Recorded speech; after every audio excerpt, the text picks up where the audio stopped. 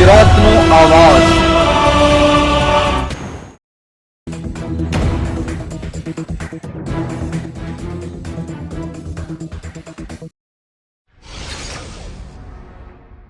મહીસાગર જિલ્લાના સંતરામપુર નગરની પ્રખ્યાત ગોધરા ભાગોળ ચોકડી પર મૂકવામાં આવેલ લોખંડી પુરુષ સરદાર વલ્લભભાઈ પટેલના સ્ટેચ્યુની પાછળની ટાઇલ્સ ઉઘડતા લોકોમાં આશ્ચર્ય। સંતરામપુર નગરમાં વિકાસ ગાંડો થયો। મહીસાગર જિલ્લાના સંતરામપુર નગર સેવા સદનમાં વહીવટની ચાળી ખાતો આ કિસ્સો આજે પ્રકાશમાં આવ્યો છે।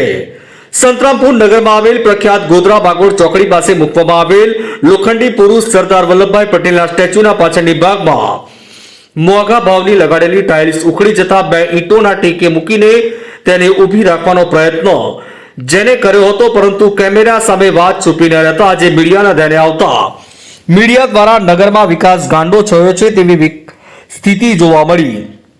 આ બાબતે સંતરામપુર નગરપાલિકા દ્વારા અને જે કોન્ટ્રાક્ટરને કોન્ટ્રાક્ટ આપેલ છે તે મુજબ કેવા પ્રકારની કામગીરી થતી હશે એ આ તસવીર ઉપરથી જોઈ શકાય છે। સરકારનું વહીવટી તંત્ર એટલી હદે ભ્રષ્ટાચાર કરે છે કે એની કોઈ સીમા રહી નથી।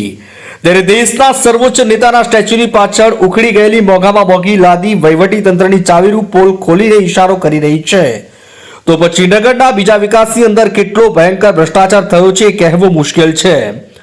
પણ આસ્થાને નથી શું વહેલામાં વહેલી તકે આ સ્ટેચ્યુની લાદી રિપેર કરીને સરદાર વલ્લભભાઈ પટેલના સ્ટેચ્યુને રિનોવેશન કરવામાં આવશે ખરું, કે પછી હોતા હે ચલતા હે નીતિ અપનાવવામાં આવશે એવી લોકમુખે ચર્ચા ચાલી રહી છે।